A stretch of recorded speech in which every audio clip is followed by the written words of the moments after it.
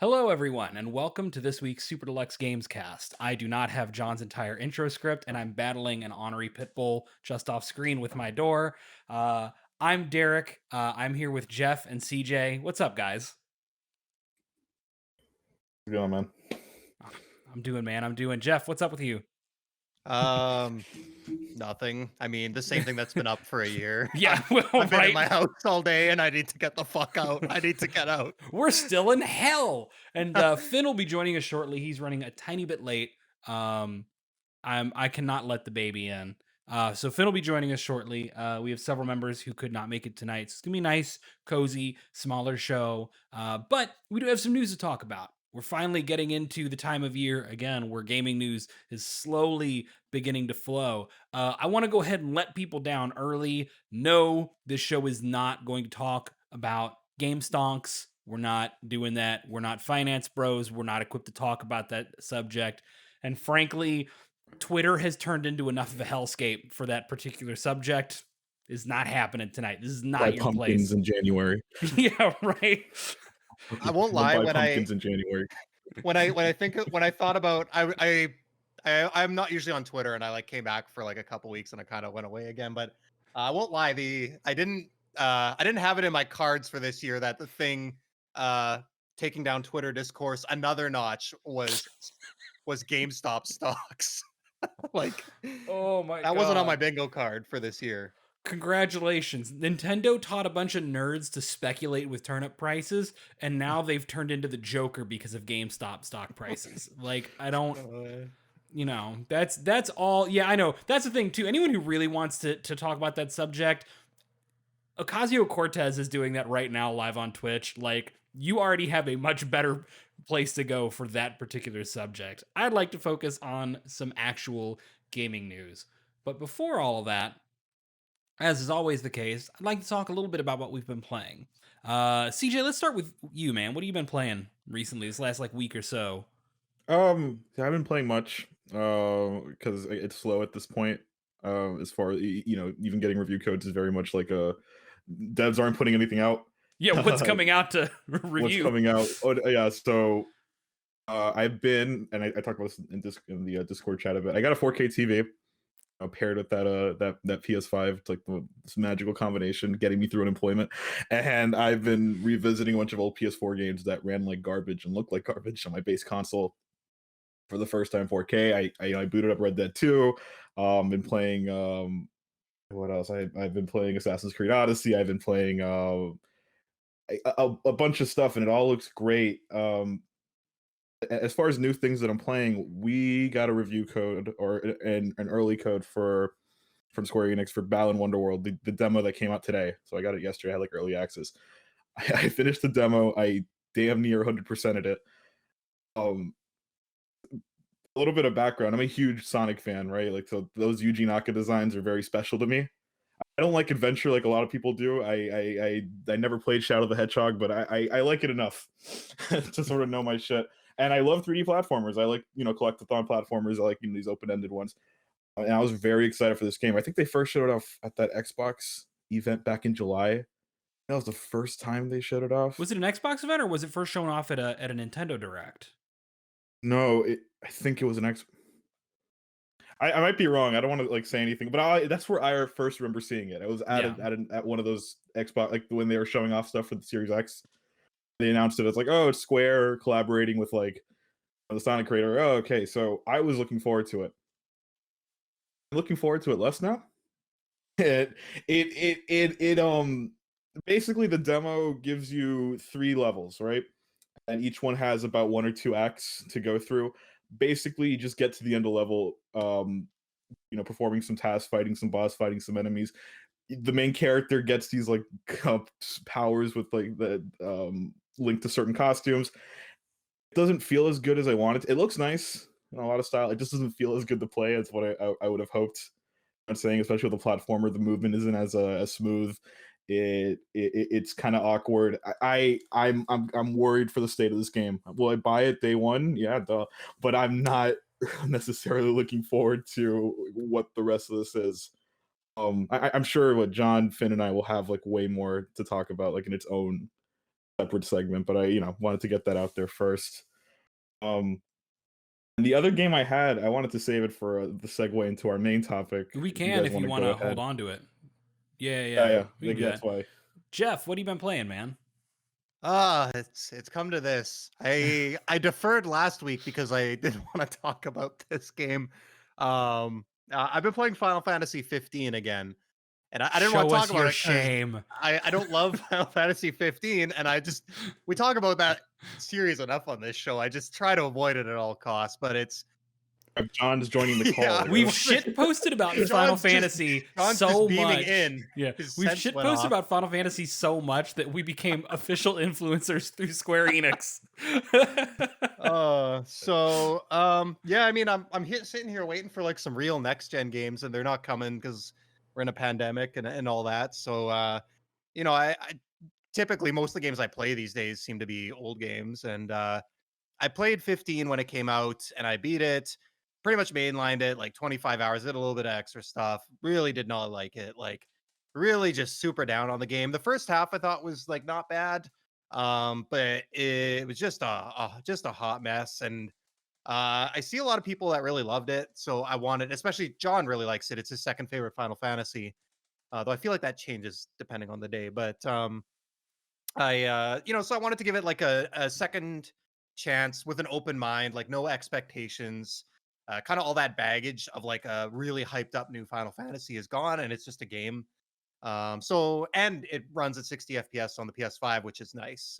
So it looks really good and runs pretty good. I'm like kind of almost at the end of the open world section, which, as I remember, was the only good part of the game. So I can't really weigh in on like the second part, but it's I don't know. The bad stuff is worse than I remembered, and the good stuff is better than I remembered. It's a really weird game. Like, first of all, the fucking the first character you meet is like Cindy, and I must have just erased that from my mind. Like how like I pull in with my car and she's like wiping my windshield down like this with her chest just like hanging there, and then she's like wiping down the back and her butt's like, and I'm like, man, like did Hideo Kojima direct this part of the game? Like what's going on here?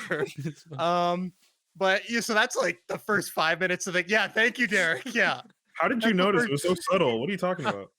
That's like the first 5 minutes of the game. But once you get past that, there's it's just a weird game, but it's kind of weird in a good way. Like there's a lot of really goofy stuff, and I think games themselves, and especially Final Fantasy, can take itself really seriously sometimes.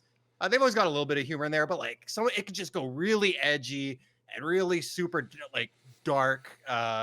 And I don't know. I like that this game is just like super light and just a bunch of goofballs just hanging out. The camping stuff with all the branding, like Coleman and cup noodles and stuff like that. Like it's just fucking everywhere. It is at its best when it's camping with the boys simulator, basically. Yeah, and that's why I'm at 25 hours now. I basically have played as much as I did my entire first run, and I still haven't finished that because I'm like, I'm not gonna enjoy the game once I stop doing this part. So but no, that it's like there's a lot of interesting ideas, like driving around in the car. They've got like all the soundtracks from all the Final Fantasies. I can just throw on a song, take in the sights. It's a really chill game, and it's too bad because I think there's like good ideas and they just didn't execute on any of them.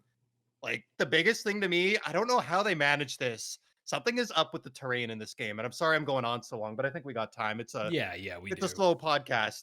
Something's up with the terrain. Like everywhere I go in this game, it feels like, I don't know if you guys have played a Bethesda game recently or like something like that, where you're trying to get to a spot that you aren't really supposed to be able to get to, and you're kind of like glitching and jumping.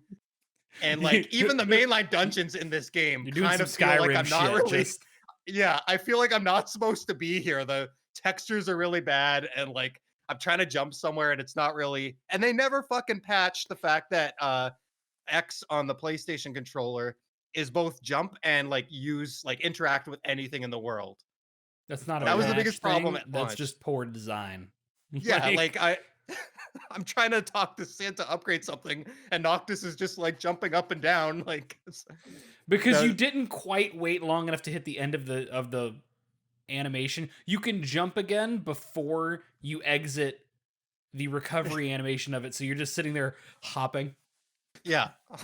Like, yeah, I don't know. So it's yeah, we'll see how I want to see how the second half plays out because I just like didn't get any of it. And that's I think the game's biggest problem. It has no I even fucking watched Kingsglaive for this run.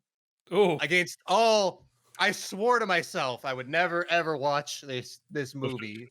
should I watch it? And I started the game up too. Like I started it's not great. It's not great. I like it better than Advent Children, I'll say that. I The watched day will that too. come when a piece of Final Fantasy animation is not fucking awful, but they're 0 for 4 so far. So Yeah, you know, not likely.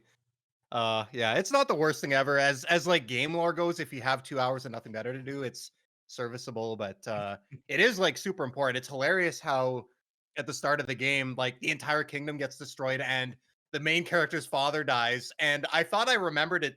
Like I was like, oh, I must have forgot. There must have been actually more than I remember. And there isn't. It's like you get a phone call or see a newspaper and there's like 15 seconds of just random bits from the movie shoved in there, and then it's like, okay, I guess the city's gone and your dad's dead. Like, I feel like in any other game, this would be like a set piece that you played through, or you would actually like go into the city, or it would switch point of view. right? But And they it's like, needed you to spend that $4 on Google Play. yeah, Like, Fuck I you, mean, watch this movie. Like, fuck you. it worked. They got my $4 to rent it on Google Play in HD. I saw it on DVD at a Dollar Tree. I should have picked it up just Yeah. to like research on this fucking like. it's not any better. Like the Final Fantasy 15 doesn't make more sense because you watched Kingsglaive, because Kingsglaive doesn't make any fucking sense. Like, you know, And it actually Kingsglaive retroactively makes the game worse because I didn't know they had like an all-star voice cast for Kingsglaive. And you go from like Lena Headey or whatever, who is Cersei in the movie playing Luna, to like what I'm sorry, no disrespect to the actress who plays Luna in the game. I voice actors have a really tough job.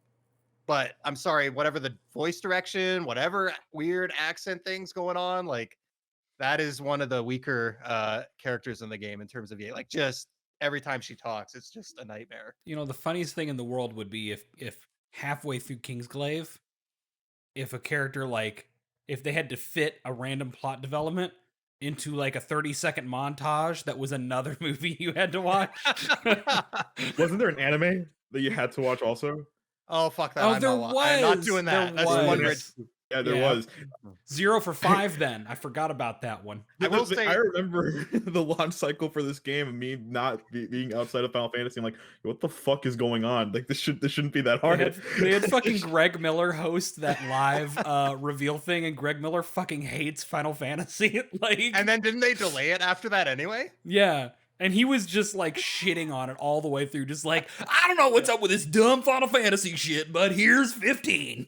So And turns out it was dumb Final Fantasy Well, shit. So he was right. I mean, you know, Final the last thing I'll say before we talk about video games again is I will say hey, somebody want to get that person in chat? Any of our mods? Any of our like 8 mods? Cool, thank you.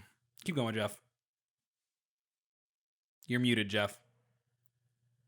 Jeff, you've muted Thank yourself. you. There you go. Yeah. In the heat of passion about Final Fantasy. Yeah. I will say Kingsglaive kept the tradition of killing Sean Bean. So for Well, that, right, I right. still have Because to you respect gotta. it. You gotta. Mhm. I'm honestly surprised. Oh, yeah, why was my hang on, let me fix that. But anyway, I'll have to do that later. Sorry for the interruption. But yeah, no, Final Fantasy 15, I need to revisit that sometime. I just it doesn't run super, it's pretty demanding on PC. So I'm waiting until I can finally do this upgrade to an Ampere card to I mean, dude, I have a 2080 and a Ryzen, and I ended up playing it on PS5 because it's still yeah, it's still iffy. It's still iffy. it's a little wonky. It doesn't yeah. help that it uses DLSS 1.0 instead of 2.0. That's a thing I don't want to get into. I'm getting too far off topic. Have you been playing anything else, or has it been a Final Fantasy 15 fest? No, I mean, yeah, that's pretty much it. I did play. I think I talked about it on one of the other shows. I played a bit of Ghost of Tsushima. I don't know. Someone's gonna jump on me in it probably for this, but I played 6 or 8 hours of it. Really good. And then I kind of felt like I saw everything it had to offer. I was like, okay, it's just more outposts. You know, it's just more like it was a really good game, but I just wasn't. I wasn't ready for like more of that open world. And here I'm in Final Fantasy, but that's anyways. Yeah. I Yeah. had my fill. It's a really well made game. I just didn't really feel the need to like keep going. Yeah, not to pile on it, but I have no outlet for this. Yeah, I felt the same way. I played for like a few hours, and I'm like, Yeah. yeah. And here's the thing. I admit I'm the biggest fucking hypocrite ever because I poured like 90 hours into Assassin's Creed Valhalla, which is more open world bullshit, but I mean it's more fun with it. I got Um, 75 hours in Assassin's Creed Origins, so I it's like that shit. But it's yeah. like Yeah, it doesn't help that Final Fantasy 15 doesn't have a good combat system. I'll throw that out there. Any real-time combat system where buttons don't actually time up to like it's just a meaningless fucking action system. that's my Oh. fear because I haven't played 7 yet, and I'm kind of scared of that combat system. Is No, it as seven's straightforward actually as seven's actually pretty good. Seven's actually Yeah. really good. Okay. I wish 15 played the way 7. 15 is built to look like it plays the way 7 remake actually does. Okay. That is the best description of it. You Yeah. absolutely nailed it because it looks cool, but it's actually mechanically a disaster. And 7 like Yeah. looks good and is actually like kind of satisfying. Yeah, there's absolutely Sorry no guys, it's just concept. like Kingdom Hearts is my only frame of reference. Yeah. It's closer to Kingdom Hearts. Like Kingdom Hearts, you press a button and a thing happens, and like Final Fantasy 15, Okay. you press a button and like a thing may happen 2 seconds later. You Or know? like 5 things will happen in succession where it'll be like new blindside link and then double Yeah. link, and then everyone just starts jumping in, and you'll You'll like, be okay, mashing I'm- the yeah. attack button, Has and you pressed there's the 3 no buttons? yeah, and there's no concept of when it's the correct time to hit the next button to make the attack happen. It's just awful. Not to bash Final Fantasy 15 super fucking hard. 7 remake was really good. So I have been playing for the last week pretty much exclusively 13 Sentinels Aegis Rim, which I grabbed like over the holidays on sale. It's been sitting on a shelf. John has been bugging me to play it to hell and back, and then Justin started playing, and Justin has been bugging me to play it to hell and back. And I finished a couple games. I had room on the list of how many games I'm playing at one time, and I started 13 Sentinels, and it's really good. In some aspects, it's a very mixed, weird game. So those of you who haven't played it, it's almost broken into 2 separate games, and one of these games is kind of a visual novel format, like adventure game. You're walking around, you're talking to people, you're trying to like unlock code words and work your way through like a weird time flow chart. There's lots of timey-wimey bullshit you're trying to sort through.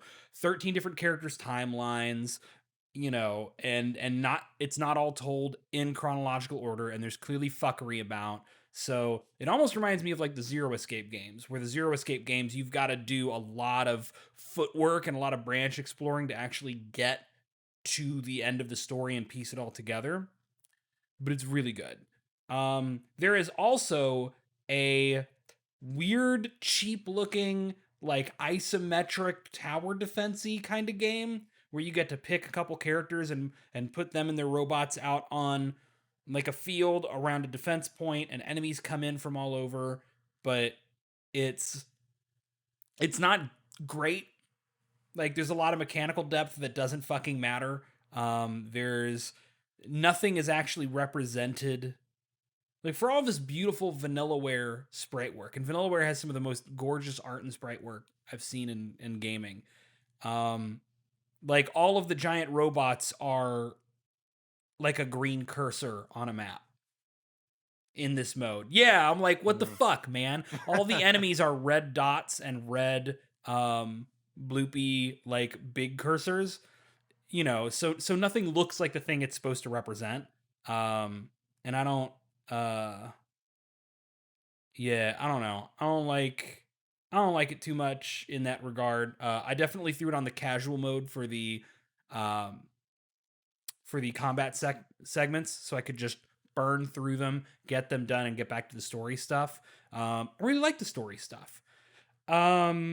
So yeah, someone in chat talking about hearing about the sexualizations of kids and high schoolers.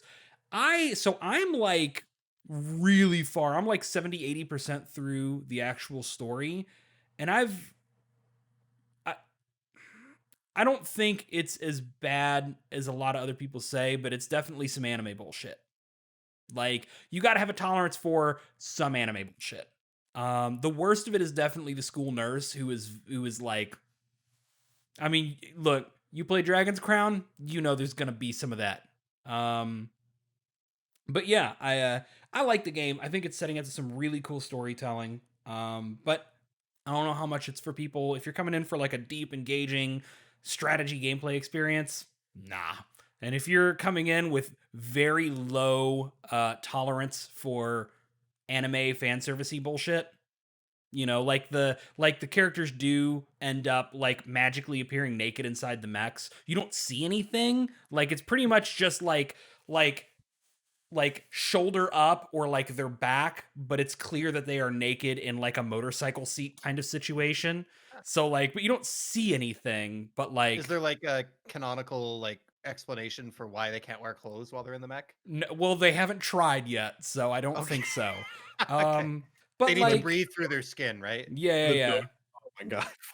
But it's like, you know, I don't know. I mean, it's stupid, but if the worst you're seeing is like somebody's back or like a tiny bit of side boob, like, and I'm saying like a tiny bit, like, I've seen a lot fucking worse, which is really more of a condemnation of most anime fan service bullshit than like a defense of vanillaware. But you know, yeah, I'm enjoying it. But I've got a built up defense against anime bullshit. I've been watching anime for a long time, so you know. Got that big old tough callus.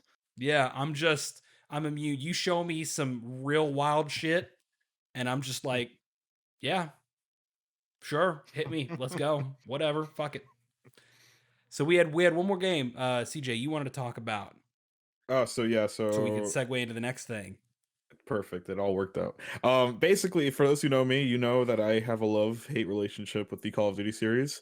More so, this year's Call of Duty, well, technically last year's Call of Duty Black Ops Cold War, which it's the most average Call of Duty game, the most half-baked Call of Duty game that also happens to be one of the most racist and vile right-wing pieces of shit I have played in the longest time. So, you know, and again, like the community meme, I can excuse all that if you give me something fun to play, but they couldn't do that because it's so barren when it comes to its content. So I decided to go back to Modern Warfare. It's still a great game. There's still lots of players online. I kind of wish Justin was here so him and I can gush about how wild it is that last year's game looks better on base PS4 than this year's game looks on PS5. But the reason why I wanted to I wanted to use that as a segue is because today we're talking about Activision. Yeah. Yeah. So so I'm trying to think of the right way. So it's the AFL-CIO, right? Who has like some share in both Activision Blizzard and in Electronic Arts, put out oh, there's Finn. Hey, what's up, buddy? Buddy, you there? I'm there, but I'm on my phone because my computer crashed on me. Ain't that life? While it restarts. How close are you to having your new computer ready? Not very. Yeah, he still needs A CPU? Yeah, Which is a kind lot of things. important. Yeah, I need a CPU, which got delayed till March. My Oh, order man. for it. So Yeehaw, I'm gonna have to turn you way up. We're live. Quiet on the phone. Uh, Yeah, we're live. And it's actually don't- perfect. You came in Don't just in mess up my time. volume too much. I'm about to jump on from the computer. Well, when you do that, I'll just turn you back down. well, I maybe will it's just fine. mute you. Yeah. But yeah, Hey, so no, we're not about to Mewtwo, just regular Mew.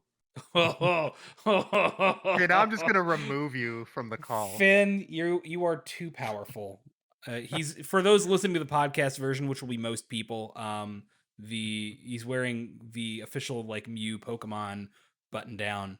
So good timing. Well played. That's Articuno, sir. Is it And Mew on Articuno? the collars. Okay, Mew's on the. I didn't realize it was two separate patterns. Mm. You can It- mix and match. Oh, okay. It's a potato The phone inside camera. of my sleeve is Jolteon. Okay, well, Finn is a whole ass Pokemon trainer on his shirt over there. Damn straight. This is now a fashion podcast. Yeah, I know. Well, you know what? You're right. It has been too long since we talked Final Fantasy. So Final Fantasy 6. No, trust me, we had. Trust me, we fucking covered it. We covered some fucking Final it Fantasy. starts with the love story between Celis and Locke and his heartbreak over his ex-girlfriend Rachel. And just the story that blossoms from there. Then he moves in with his roommate Ross. Right, Oh. sure. Good times. So anyway, so it's perfect timing. Final He came in Fantasy just in 6 time. game sounds interesting. What do you guys know about it? Came in just in time. I'm telling you, if we keep doing this, John is actually just gonna barge in here. It'll happen. He's gonna come in through the door. Like Kool-Aid Man through the wall. Out of my closet. I'm just gonna do this while we talk. I wait. Look at all my cool comics. I got comics. This is fucking riveting audio only content for the 80% of our audience who will never look at the video version, Finn. I know. Hey, look, there's a 3070 sitting on my shelf as I wait for the rest of my computer. Yeah. Okay, Thanks. so for fucking real, I really want to get to the subject. Oh, what's our subject? Oh, look at all that manga. I think I could see a vein on Derek's forehead just popping a little bit. What are you doing?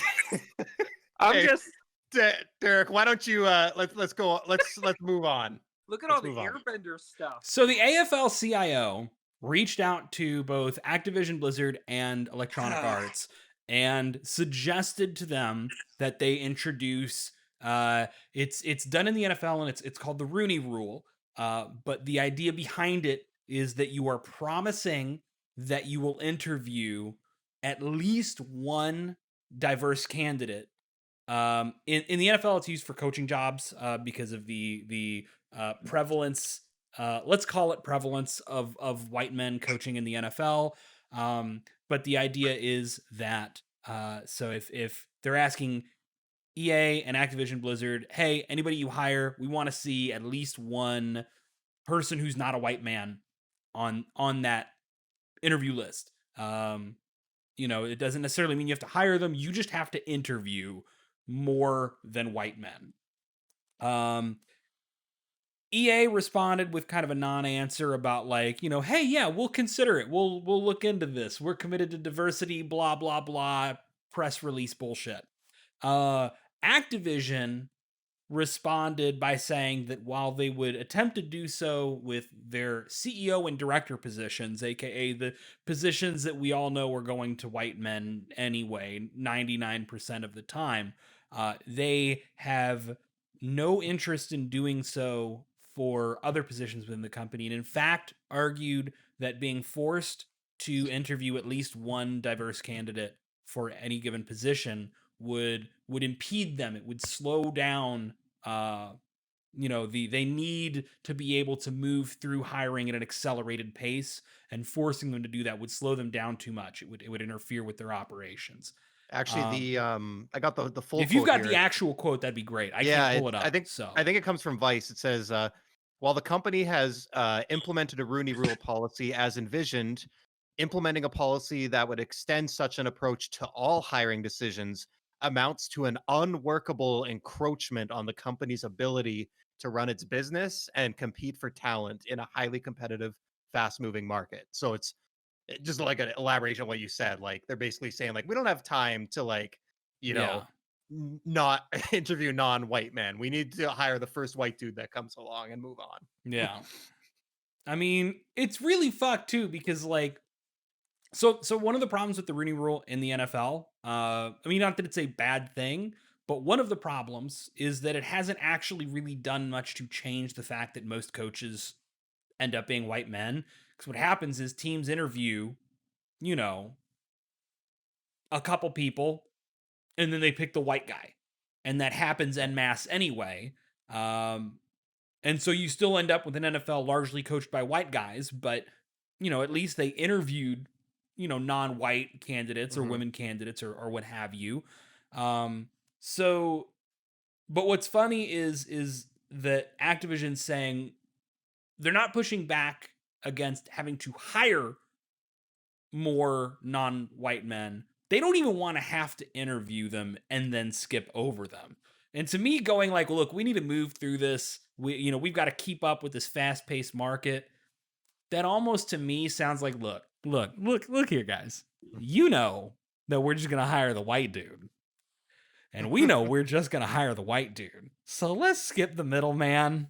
Let's not Why are even we doing call. the dance, Let me right? just why dance? Let me just hire the white dude like we know I'm gonna do. That's kind of what that sounds like to me. Not to be like overly unkind, but that's kind of how I'm reading that statement personally. And it's and like their argument from a business perspective, their argument isn't totally false. It does take more time to collect more candidates, to find better candidates. I mean, that's just how business works. If you want to hire good people, it usually takes a little bit more than the first 5 people that apply. But companies, especially big companies like this, in such a huge position with the resources that they have, I assure you, if anyone can afford to take 2 more weeks to hire a position, it's probably a company like Activision Blizzard. And that's, you make big money, you make big successful games. I'm sorry, you can't have all that and then take the cheap and easy route through everything else. Like, you have a responsibility because of the power and influence that you have in the industry. And if we want this industry to change, everyone has to do their part. And especially the companies that have the power to make that change, to actually put more diverse people as a lead writer, lead director on a game like Diablo 4. That's where the big shifts are going to come from. And, I'm sorry if it's hard, but like, that's not a good excuse. Yeah. So that's my take. Also, like the fact that they're like, okay, well, CEO positions, sure. Like, Bobby Kotick's not going anywhere. We know that. Like, short of him being dragged out of that office, Bobby Kotick is there to stay until somebody finds his phylactery. So, like, it's almost feels Slate logs didn't get him out. I mean, he's not yeah. going anywhere. So it's like, all right. But yeah, so it's like them saying like, well, we'll do it for CEO positions in 1,000 years is very like, I mean, director positions, we've seen a little diversity in some companies. I mean, we've seen more women getting into those positions, largely more white women. Again, seeing non-white people in director level positions in gaming is still very, very rare. But yeah, like it just, I don't know. It. You could have just given the non-answer EA when you're given a worse PR response than EA. Like, Activision had to do the bare minimum. They put in a lot of work to just make themselves seem worse. Yeah. Oh my God. I know. It's the most evil thing. To the average person who isn't necessarily like, if you showed someone like EA statement, they would be like, okay, they're gonna try. Activision's this whole thing was like, oh, we're just not gonna try. How dare you ask? Well, that's another thing in the article. They say that they have made moves to ensure that question will not be asked again at I think they said the next like shareholders meeting. So like they're not only saying no, they're also like, and don't fucking ask us again. Like, wow. Oh, man. Yeah. So it's just frustrating. And between them making record profits and still laying people off en masse years in a row, like Activision continues to prove that they really are the kind of the evil empire of gaming at this point. It makes it really hard to like Blizzard games and products when it was EA for so long, and of course they're not blameless, but yeah, I try to stay so far away from like the evil like big gaming company, because a lot of companies have problems, big and small, and it's very easy. All companies are evil. That's the fact. They only exist to make money. So no company's your friend. But yeah, Activision's just got a real big stink to it, and they don't seem to really care about fixing it. Yeah. It hurts more because they had such a great year in 2020.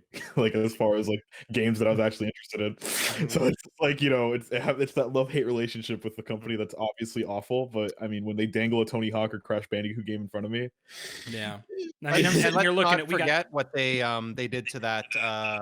I forget the esports player. Was that Overwatch? The with the Hong Kong Hearthstone, I think. was Was it? Hearthstone for Hearthstone. sure. Yeah. Yeah, let's not forget that because that did happen, and they never ever really like fixed that. Yeah. Yeah. I mean, I have so like I'm gonna be real about that particular issue. Is it fucking sucks that they really obviously did not want to piss off the Chinese government in terms of making any kind of political statement that might piss off the Chinese government, but like they also don't want to make any kind of political statement that would piss off whatever American government's in power. Yeah. And that's been the case at almost every media company for a very long time. And I think that Americans and a lot of the West are very, very used to that kind of deference and fear towards the American government being standard to the point that it almost feels like you want that, which you don't.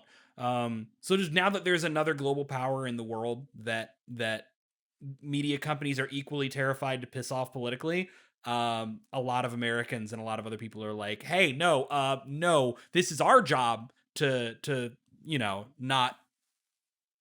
It's our job to politically censor, fucking gaming it's our job to commentators.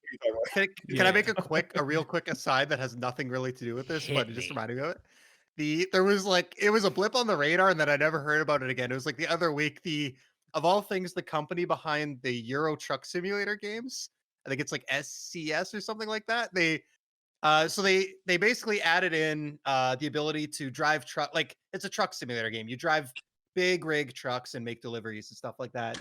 So they added in the ability to deliver vaccines as like part of the pandemic. Like, they're like, hey, this is like a good thing that's happening. You could be the truck driver that's delivering the vaccines. But then like with that statement, they put out like this big long paragraph that was like, we are not saying we are for or against vaccines. We have no stance on vaccines. We're just, and I'm just like, what?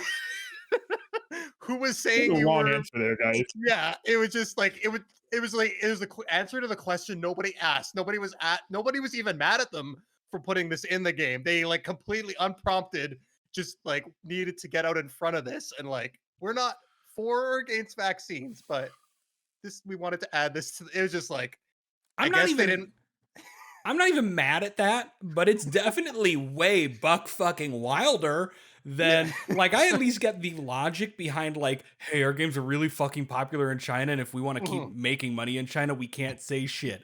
But vaccines? And it's like 5-year-old truck simulator game. Like the spotlight is not on them. And are we worried they're out the here anti-vaxxer crowd is not gonna want to buy Euro Truck Sim? The fact that you put vaccine shipping in there is enough for those people to have a conniption. So, anyways, just that. That was something. That's truly wild shit.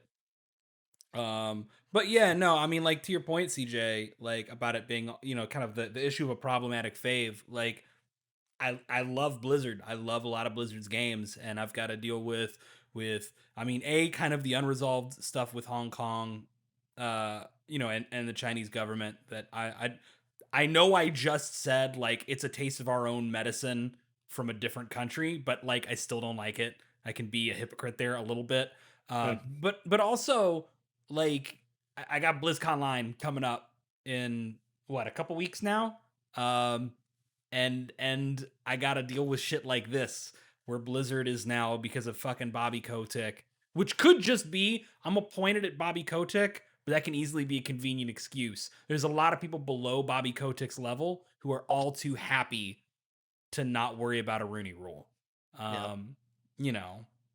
But yeah, it's frustrating, and it doesn't feel like there's a straightforward, as is the case much of the time with games and game companies and boycotting. It's not always that clear cut. It sucks we don't have the power to make that change. Like we're all kind of just like they're like, they know we're gonna fucking buy their games. Yeah. So we're terminally online, so we know all this shit. I mean, how many? Yeah, there are Yeah. Millions of people who have no idea what the fuck a Rooney Rule is I are gonna mean, go buy my Call of wife's Duty. upstairs playing World of Warcraft right now. She has no fucking clue. Like Yeah. she just, they don't. It's just how it is. And there's also just a lot of people who you tell them like, hey, they need to be able to interview, one non-white man candidate, and to them, they're sitting there going like, well, affirmative action ruins workplaces, like, so you've got people who are actively probably like, I didn't know about this until you told me, and now I think it's a great idea. Get your Marxism out of my game. Yeah, get your cultural Marxism and your cultural Bolshevism out of my game. I don't know why Cletus is yelling at me about cultural Bolshevism, but that's usually the case. Bobby Kodak's gonna be a folk hero to like a lot of like alt-right judges. the songbirds and the gamers. Yeah, Jesus. I mean, you're not wrong. Finn, I know you've been listening in through all this. I don't know if you have anything you want to add in on the conversation, or if it's all been hit. I know you've also been kind of Well, as a straight white male, I feel like my opinion holds the most weight, I want to say. And for that reason, I'm going to abstain from saying anything because I have nothing to contribute of any merit to this conversation except Activision can get fucked because that's shitty. That's all I got on that. That's one. a good opinion.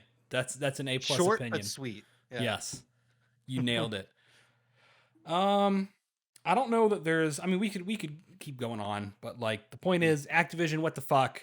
Like, just interview people, man. I do have one question though. Yeah. Did Jeff and CJ get to lament the death of Tony Hawk 3? No. Yet?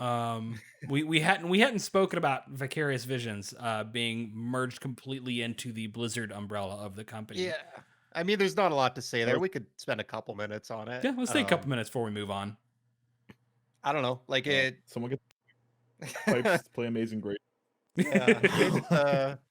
So that's the, Derek just said it, right? Like they basically took Vicarious Visions and kind of, I don't know, so does that studio no longer exist? My understanding is they do. They're just under Blizzard. Okay. They so didn't it's get yeah. and they may in the future be renamed into like Blizzard whatever. Right.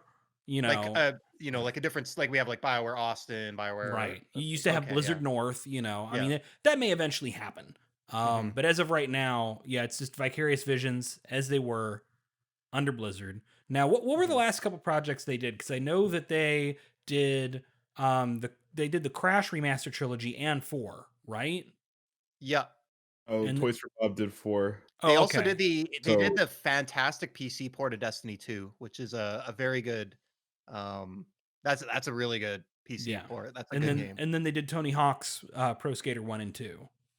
So porting and remasters has really been, I mean, for a long time, more Vicarious Visions wheelhouse than actual straight up original game development. Yeah, because they did the handheld ports, I think, for the longest time, if I'm correct, for like Tony Hawk and like Crash games. I think I think that was sort of their jam back in the day. They were a porting house. Yeah. And then but it's interesting that you would move Vicarious Visions under Blizzard, because Vicarious is really well known at this point, again, being a remaster and port house. And Blizzard doesn't have a lot of games left to remaster.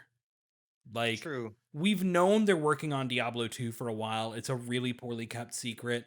But after Diablo 2 is over with, like, what is there that's worthwhile in Blizzard's compendium that still needs some kind of cleaned up re-release? StarCraft 1 did. StarCraft 2 is modern. Warcraft 3 got a messy updated re-release, but it's out there. WoW is current. Diablo 3 is current. Like, they're almost going to have to move on to original development, right? Yeah, and I guess you could say, you could say the same thing about Valve, but they just keep proving you wrong. Well, I don't know. To me, there's like, I don't know enough about the business side to say like if this is a good move financially or not. I just know the Crash remaster sold insanely good. That surprised everyone, and the Tony Hawk games sold very well. So it's like how you're obviously now you're not going to be remastering Tony Hawk 3, 4, presumably, and like these other, so how much, what is the loss of those potential games? How much do you bring to like the games that you're going to be supporting now? But it goes beyond just remasters, I think. Obviously, to remaster games, you need a huge amount of technical skill, and the games that they have remastered look very good and typically run very good. Like I said, they did an amazing job with the PC version of Destiny 2. Tony Hawk Pro Skater 1 and 2 was 60 frames per second everywhere.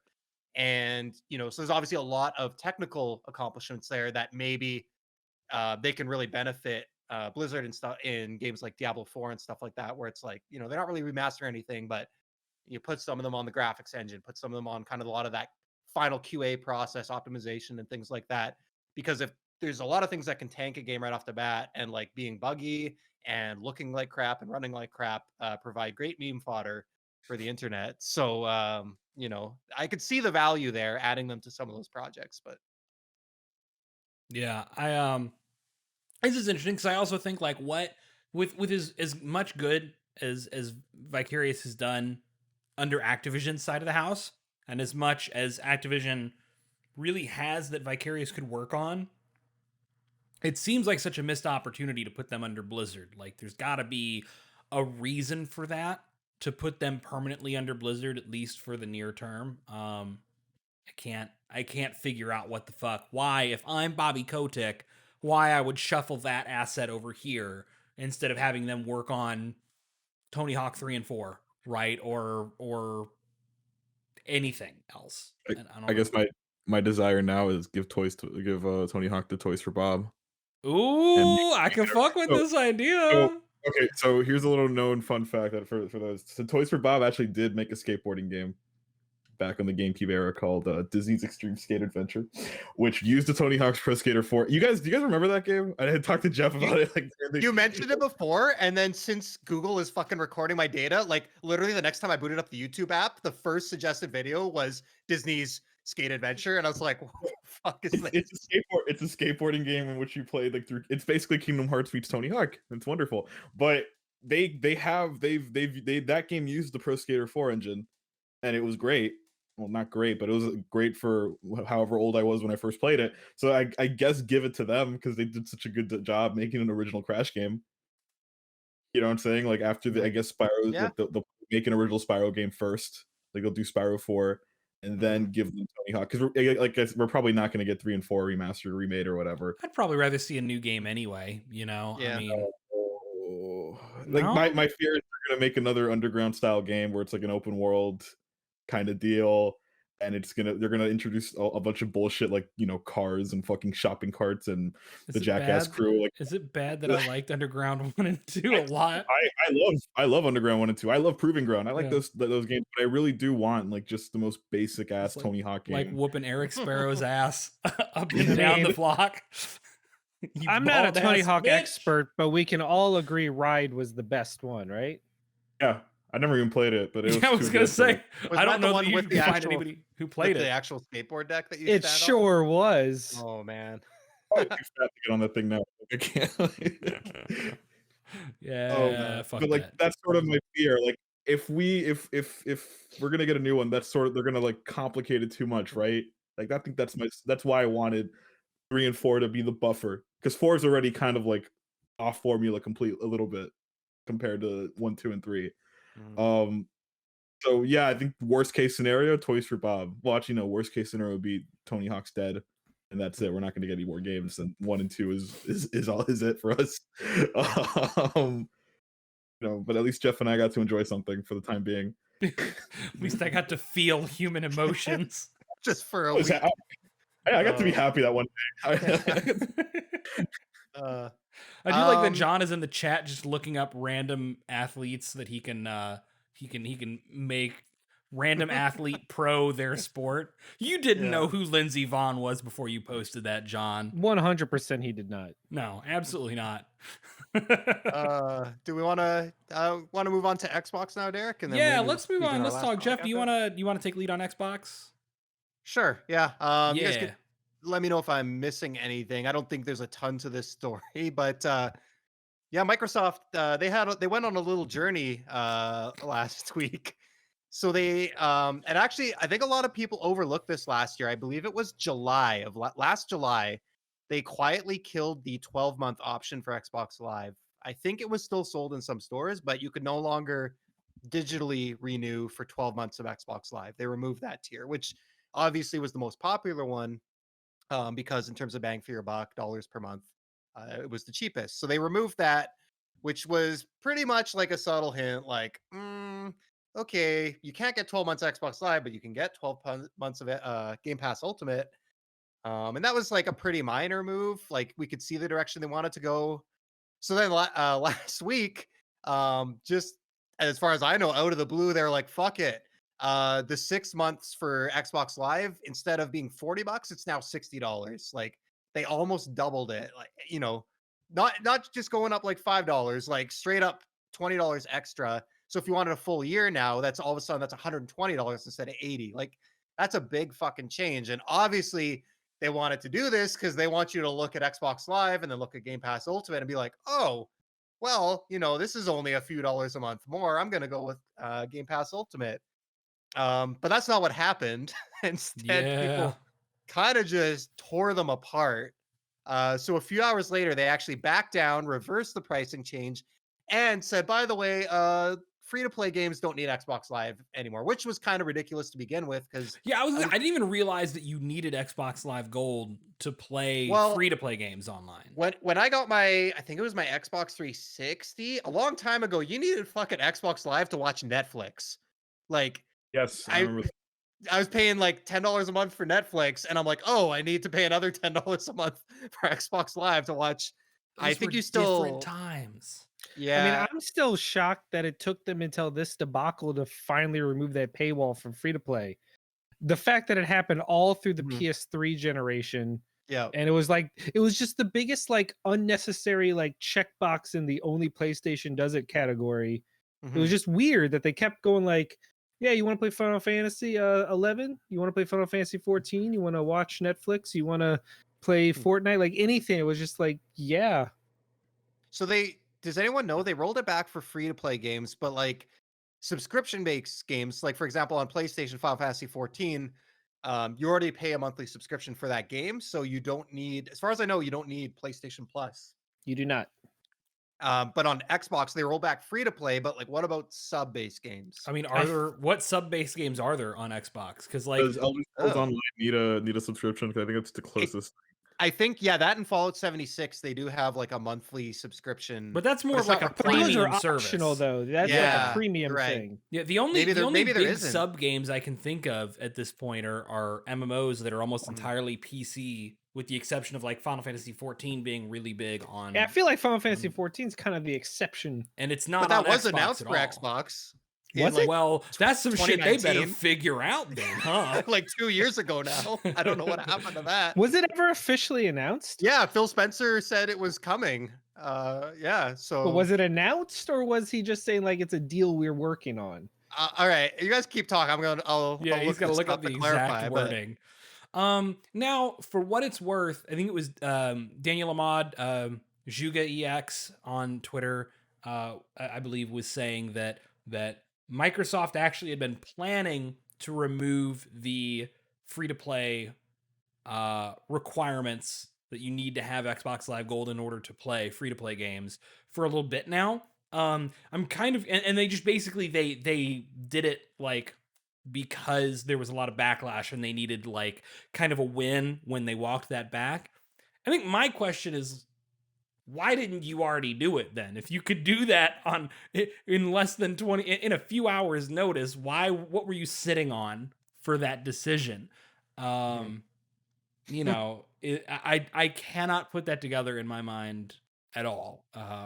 So I know that this is not, that Microsoft may have been considering it, but to me, it's like, that's worse because you were thinking about it and you're making a choice not to. I don't know. It's frustrating. I get it, right? They want as many people as possible on Game Pass.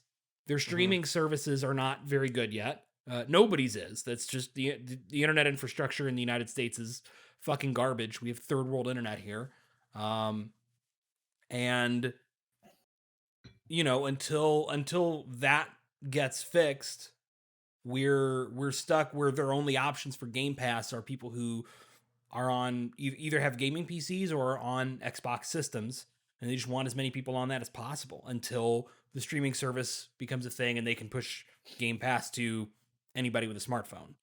But this was it was pretty heavy-handed, and I think we all saw that.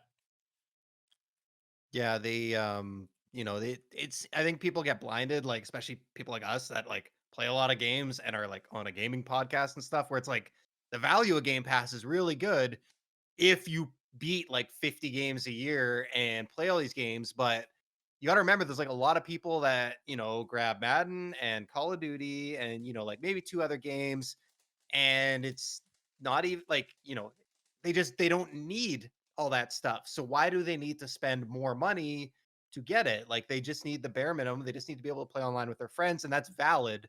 And Xbox has been all about championing accessibility. You've got like Xbox All Access where you can pay like $30 a month and get a Series X with Game Pass and all this stuff. And part of that accessibility should be having this, other tier and not forcing people all up into this really expensive, all-encompassing thing, right? If it's all about consumer choice, then give them a choice in terms of what they want to do. Otherwise, you're just giving them the illusion of choice. I'm like, yeah, you can choose both of these, but why the fuck would you choose this one, you idiot? When this one's only $2 more. So Fucking Claude. What's that? You don't want to play Sea of Thieves? Oh, fuck it. You're going to have to. Yeah. Oh, what did I ever do to you? Yeah, Finn is not a Sea of Thieves fan. And it's weird because they've made moves it's like because I take melatonin now to fall asleep. It's weird because they've made moves like EA Access got added into Game Pass, didn't it? Yeah. I mean, it's in there now. It's even crazy. Yeah, the cost of Game Pass at this point for Microsoft has got to be pretty high. Like you're offering a pretty incredible value. Which is why this move isn't that surprising, because I've been saying for years, like they can't keep handing out these $1 deals for like upgrades. Like at some point they got to flip that switch and get everyone to start paying $20 a month to make their money back on this. They're just trying to get everyone used to Game Pass so that they can do that.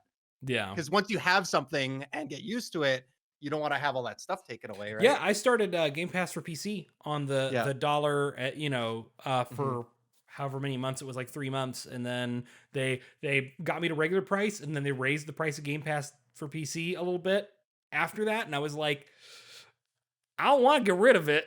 It's good. So look at all these games I could play that I'm not playing, but I could play because I'm paying the subscription. I was gifted a year of it for Xbox, like for console, so I can't really talk. So I'm like, okay. Yeah. So I don't see the issue. Then you got rid of your Xbox, didn't you? Initially, because I had the Xbox Series X, and then the PlayStation 5 came out, and like for 2.5 straight months, I never even took it out of its box, the Xbox. I didn't even bother plugging it in. So I gave it to Saki's dad because he was like, I want a gaming system. Well, you know what? Just get Game Pass, because for someone like you who will probably never go to the store or anything, having all those games on hand, probably for the best.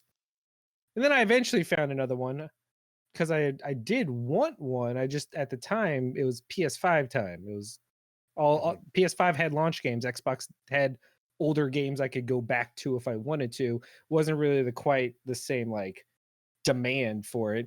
But then I finally hooked it up and downloaded the Medium, so I'll give that a shot. Nice, we'll see how that goes. Is that on Game Pass? It is. Okay. Yeah, it's a first party game, I think. Yeah. Oh, yeah.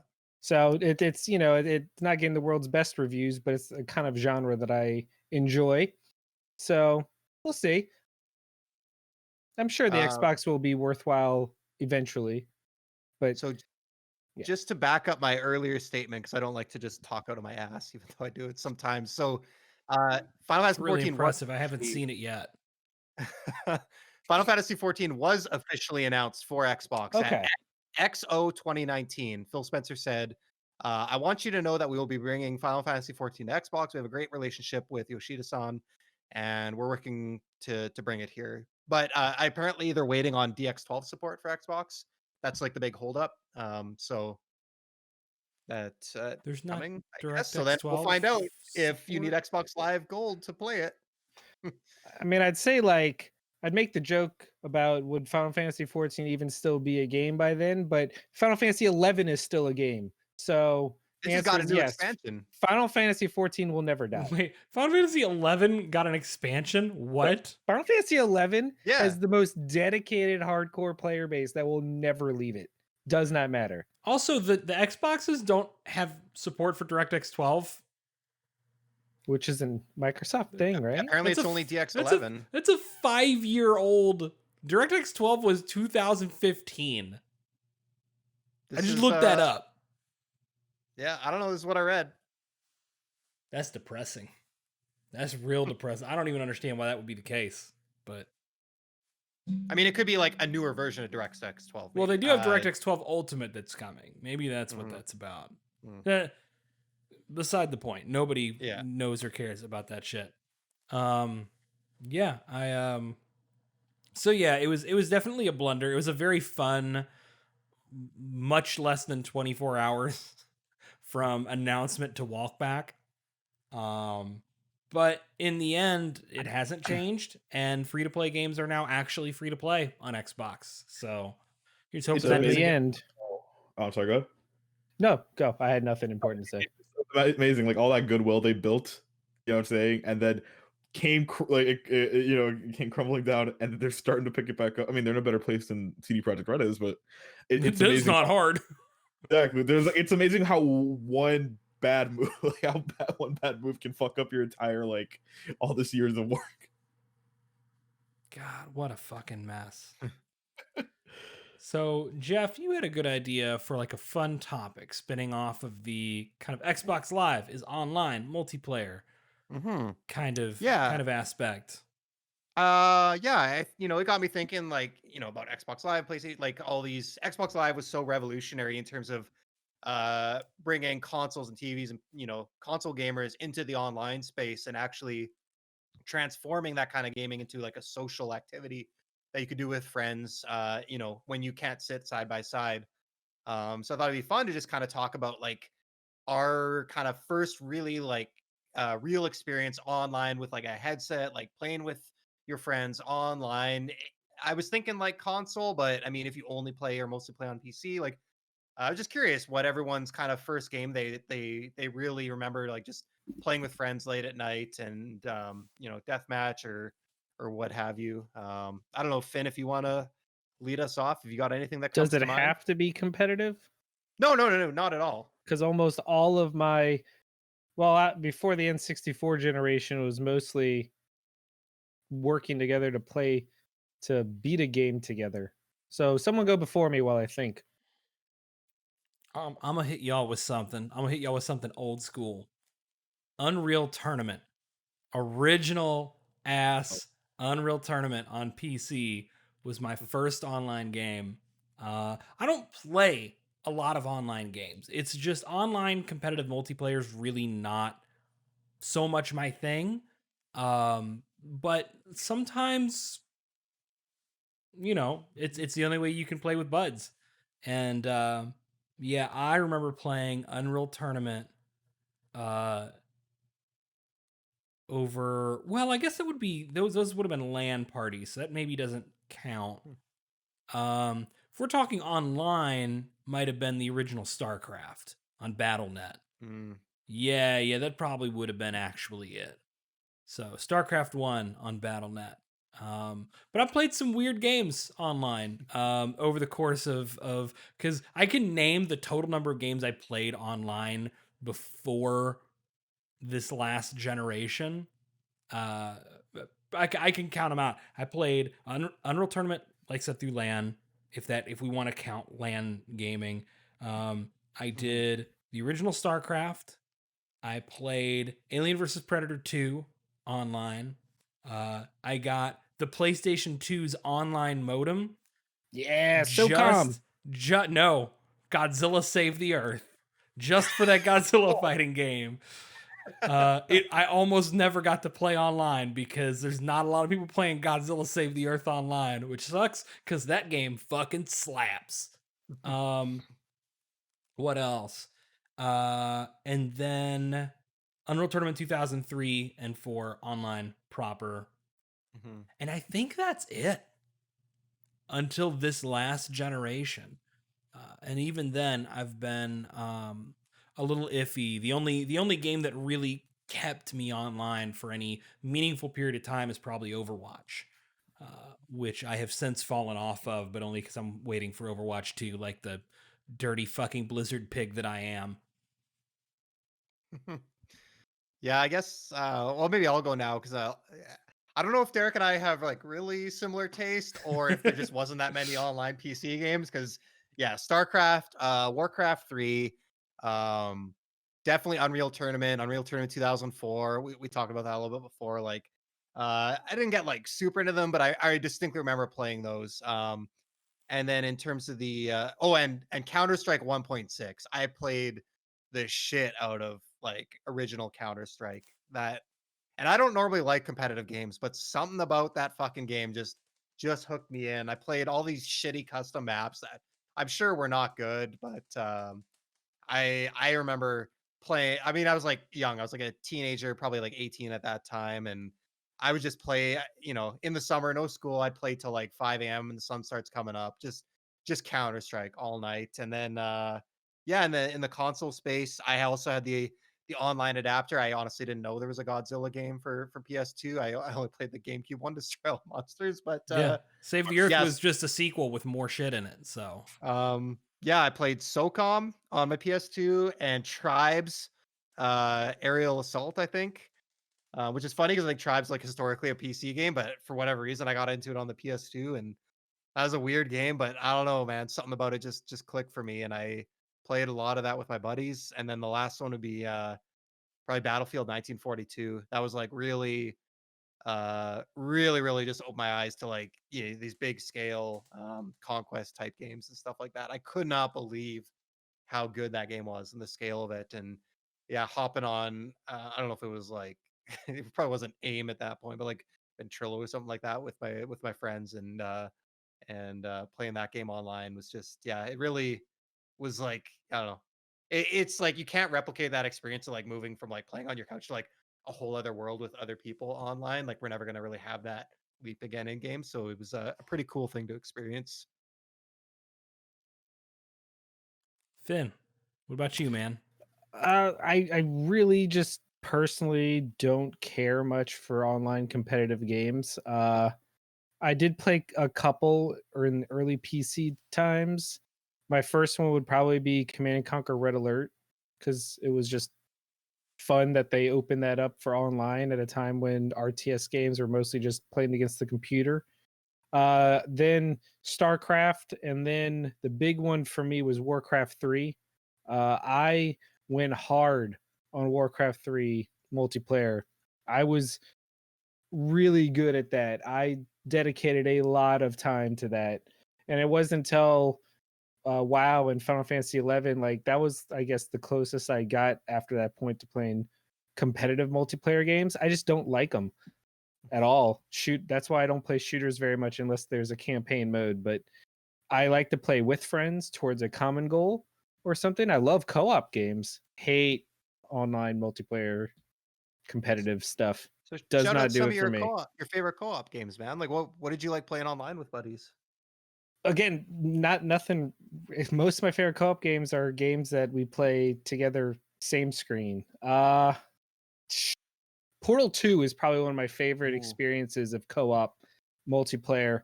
I've played with a friend and we did the entire co-op campaign together through multiplayer. That was an incredible experience. Derek jogged my memory. I did enjoy SOCOM, but it was more the novelty of it than the franchise as a whole. Like it was, I'm on my PlayStation on a modem. I've got a headset. I'm talking to people. I'm doing this. Like it was a really cool concept, and it just felt so new at the time. Because if I recall correctly, the PS2 network adapter launched slightly before Xbox Live made console multiplayer like a mainstay. So it was so new. Then I also got the hard drive for PS2 so I could play Final Fantasy 11 online. My PS2 was a juggernaut. Just all these you had the pieces big bulking off of boy. it. looking like a Sega I mean, CD. it is what it is. I miss- my I miss PS2 is Fucking Sonic Yeah. and Knucklesing the Sega Genesis with all its add-ons. yes, the tower. No, okay. See, now you got me thinking. Like, what other co-op games did I enjoy playing in a multiplayer capacity? Sonic 2. Don't know. I'm glad you gave a shout out to Warcraft 3, and I'm sorry to drag Derek, but No, I was Derek- gonna say I was actually the most wrong I think I've been in a very long time, very loudly in our DMs. Oh, that was amazing. We were talking That was about amazing. what were Derek's we even like, talking yeah, about? Warcraft 3 was a failure. I was gonna say, I like, don't- yeah, like, did that many people even play Warcraft 3? And everybody was like, yeah, you fucking idiot. It's weird. I'm a PC That kid game and I'm a was Blizzard kid. huge. And I Yeah. just missed Warcraft 3. I think I just did not ever move on from Age of Empires 2 as my RTS of choice. Oh, hold on. I just thought of probably the most recent example of my perfect co-op experience, and that would be Divinity Original Sin 2. Playing that with 4 people co-op is probably just one of the best. How'd you do that without wanting to kill each other by the end of it? Because I almost Because got we- divorced over that game. Because all of us have common experiences, and I saved all of my fuckery for battles and not killing random townspeople. We wanted to do all the quests, but then okay, so I was a mage, and I would always go like, okay, I want to like, I was a water mage, so I'm like, I'm gonna cast rain over here so I can prep the battlefield for all my totems and shit. And they're like, all right, and then I go, and then they'll just hear me go, oops, and I've triggered combat on accident, and that's just what would happen all the time. They're all trying to get situated. I'm just like, all right, Ray. Oh, I aggroed everybody. Sorry, guys. And My bad. that's how it would usually go. But oh, what a great experience. See, my Good fiance was a times. murder hobo in Original Sin 2. So That's one of my favorite stories is Just- how she would play versus how you would play. yeah, it's a thing. CJ, what about you, man? So it's funny. I never got into online, mostly because of the what is it, the paywall on Xbox Live when I first got my 360. Yeah. Oh, that's I got my cool. I got my 360 when the first Black Ops came out. And I remember liking the game, but I would only play with my brother's split screen and with bots to simulate online. So it wasn't until I was given my PS4 from my aunt who didn't want it. Like they had like they're upgrading to like the One S when it came the Xbox One S. So they gave us a base Xbox One and a base PS4. And then I decided, all right, well, I mean, I was in college, I had some money for my refund from my school. I'm like, all right, fuck it, let's buy PS Plus and we'll start playing games. I only play competitive online shooters as far as online stuff goes. That's all I play now. Again, like I got back into Call of Duty like religiously now. Like it's become like this like addiction. I will hop off this call and boot up Modern Warfare and play until 4 a.m. because I have that time now. I'm unemployed. That's all I'm doing. But like, so most of my online memories are from this gen. I remember playing Overwatch back in 2016 religiously on Xbox One with some friends from high school, and we're all like, yeah, let's hop on. We'll play we'll run some Overwatch. Playing a lot of when Call of Duty World War II came out, that was the only Call of Duty game Christine was interested in. So her and I would play through that online for a while. Same thing with Uncharted 4 when that came out. When I got it, we played through that online as well. Uncharted Online was like kind of underrated. It was kind of cool. Hell yeah. It was way Yeah. more fun than it had any right to be. Uncharted 3 on the PS3, I was like one of the few online games I played that gen because again it was free. Put in like 100 hours into that. So when 4 came out, I was just as excited. I played through that survival mode, all that stuff. I'm trying to think what else. Like now again, it's like my main rotation is Call of Duty. Every week I play. I've been playing Halo co-op with a friend. We're getting through every single campaign.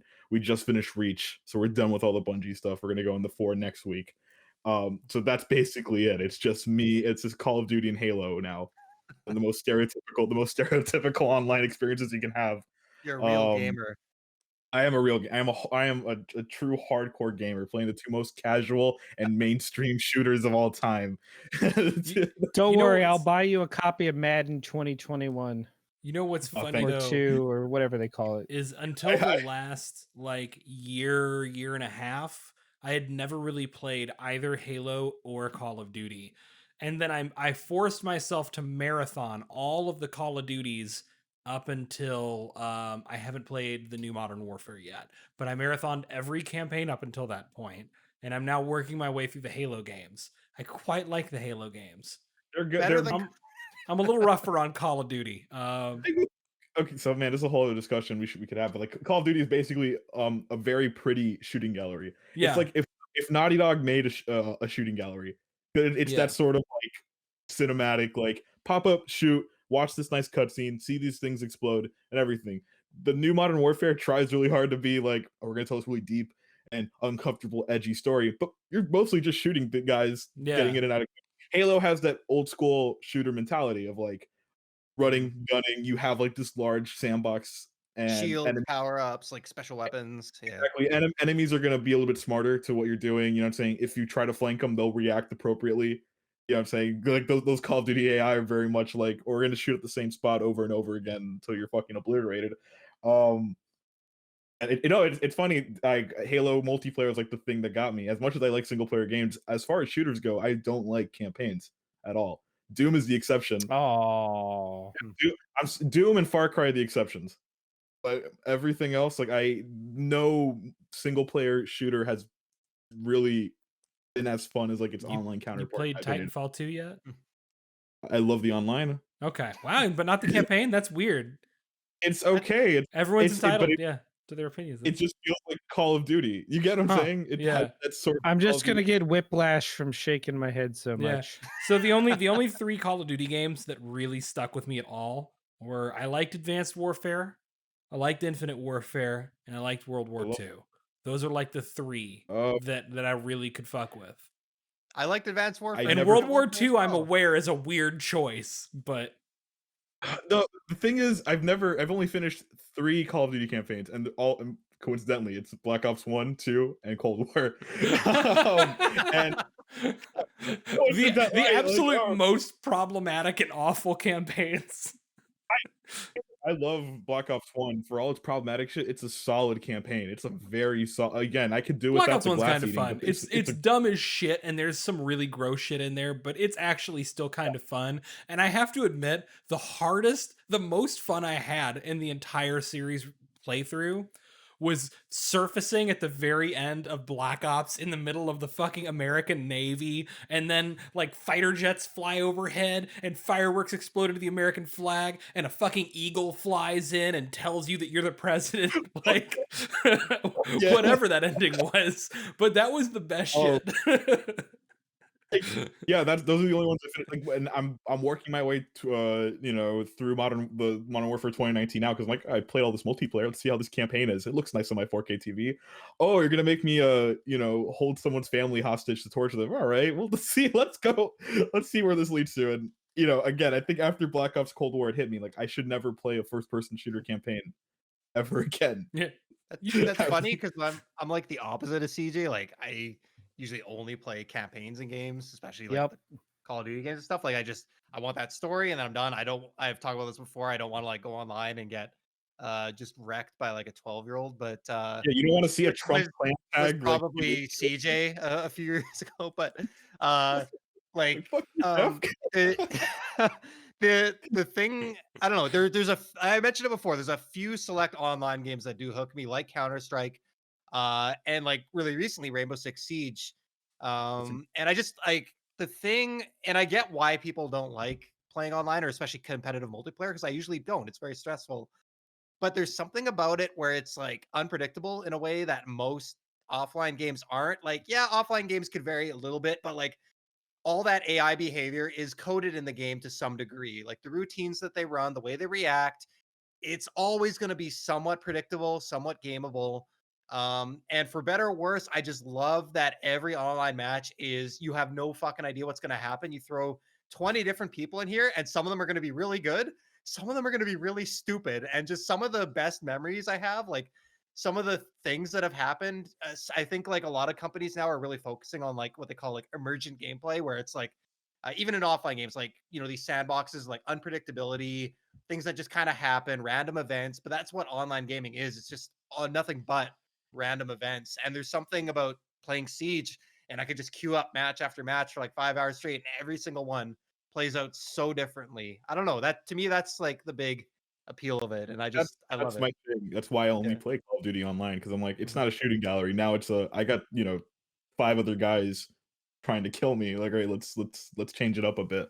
I have to admit that when I was playing Overwatch, 90% of my online time was in Mystery Heroes, where not only is every player a random character, but you also respawn as a different random character whenever you die. Sounds So, like chaos. It's Oh, it's a good way to Overwatch- know that I'm truly masochistic and that I don't actually want any degree of control over anything in my life.